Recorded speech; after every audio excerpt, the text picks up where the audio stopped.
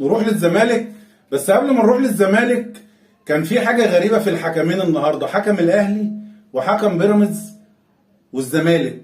تحس ان كان معمول لهم ايه، زي عرض كده، اللي يفرق 10 انذارات ياخد كرتونه بيض، اللي يفرق 10 وكارت احمر ياخد كرتونه بيض وازازه زيت. ايه يا عم ده؟ كميه كروت هنا وطرد، وكميه كروت هنا وطرد ايه الكروت دي كلها؟ الزمالك يطيح ببيراميدز بضربات الترجيح. والله العظيم انا كنت قاعد بشجع الزمالك، لان ماتش الاهلي والزمالك على اي بطولة بيبقى ليه طعم تاني. بس الماتش ده يا جماعة بأمانة الله ما اتفرجناش عليه بقالنا كتير.